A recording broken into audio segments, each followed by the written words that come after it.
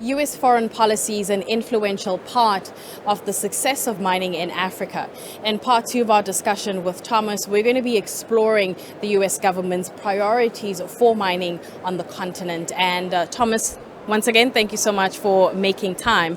So the US administration has brought in a high-level delegation at the Mining Indaba.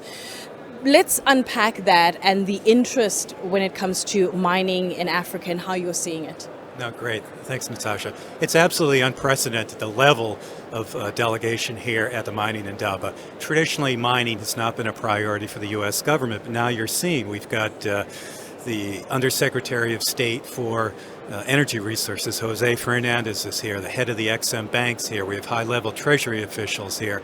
And that realization of the importance of African mining has been building for a couple of years, but it's really been supercharged by the Biden administration's energy agenda. And we've seen that reflected here. And so we think it's very good. The U.S. should be engaged in Africa. This is a critical sector. It's important to our economy. It's important to our national security. And we saw after COVID, the supply chain crises. And so there's real momentum, I think, for U.S. engagement in the African mining sector.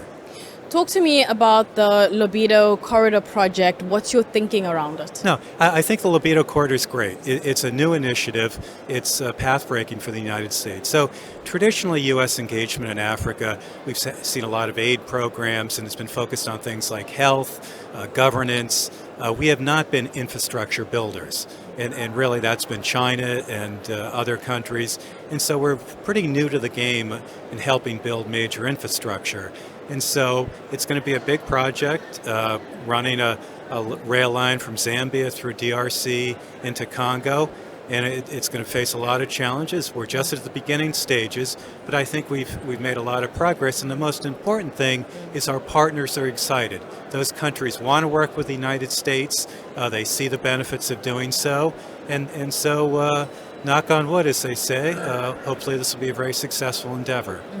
What have been the impediments when it comes to that US-Africa engagement towards mining? And in what way are you seeing those perspectives changing? You alluded to a couple of them. Well, it hasn't just been the mining sector. Traditionally, U.S. companies in the broad range of industries have not been particularly active in Africa. It's been more the former colonial powers, and obviously we've seen China being very active over the last years. Now that's starting to change. Why haven't U.S. mining companies been focused? It's a lot of the general challenges of doing business on the continent. It's lack of infrastructure, it's lack of trained personnel, it's some rule of law issues and political challenges. But I think for the U.S. companies, it's also been the ESG issues. And so they've been very sensitive about having to operate at higher levels. And we've seen a lot of consumer sentiment. They want their minerals sourced and put in the supply chain in a way that contributes to development and doesn't promote conflict. And so we're starting to see more U.S. companies. I think you look around here at the Indaba, we're seeing great participation, but U.S. companies want to engage at a higher level on the ESG, and I think they're seeing that that's now possible with U.S. government support. Speaking of the U.S. government support, you've worked in Congress for many years. How do the Republicans view the issue? Do they see things the same way? Great question. Sure. So I mentioned the Biden administration. Obviously, they're motivated by the climate transition. Many Republicans are, but Republicans also stress the defense industrial-based element of African mining. So a lot of the critical minerals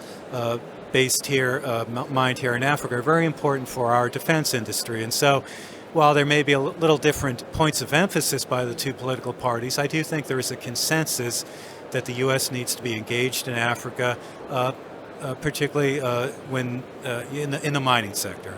Some may ask, speaking of that engagement, to what extent is it being driven by the rivalry that the U.S. has with China? That's definitely been an element. And so 20 years ago, we passed an African trade bill. The U.S. was the number one trader with African nations. China has supplanted that times 3. And so there's a real sense in Washington that the U.S. is well behind China in engaging in Africa. Now, we think there's room for everyone. We talk to Africans, and in building our partnerships, they want the U.S. Participating in their economies. They want U.S. mining companies. And so while there is the aspect of competing with China, I think there's plenty of room for strong partnerships. And I think many people in the U.S. government feel that we offer a higher level engagement. We offer higher ESG standards. We're more sensitive to African interests. And so we want to be able to compete in a fair game. And we feel that U.S. companies can compete quite well. You mentioned a little bit earlier on that we do have a U.S. delegation here at the Indaba, and I also understand that the Zambian president happens to be here as well.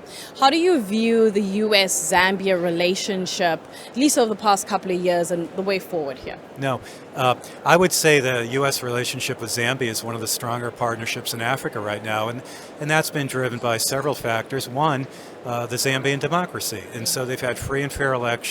I think there's a great deal of respect for President Hichilema. Also, the critical minerals, and so Zambia is part of the Libido Corridor project, and so there's great partnership being developed between the U.S. and Zambia. We have a MOU, a Memorandum of Understanding, which is really a flagship initiative in addition to the Libido Corridor, working with DRC and Zambia on battery development. And we've got a long, long way to go. We're just at the very beginnings of that, but there's really great hopes that we can build that Memorandum of Understanding and see a more vibrant mining industry in Zambia with the local production. We want to see value added, and we want to get beyond the traditional extractive mining model. And I think Zambia is pushing the U.S. and pushing other partners in that direction, and that's the kind of partnership we want to build. With that said, given the presentations and the talks and the engagements you may be having here at the Indaba, what's your big picture view of mining on the continent? No, I think it's tremendous, and the fact it's the 30th anniversary of the Indaba conference, and I see just more and more energy here, and as we mentioned, the strong U.S. participation, the strong private sector participation.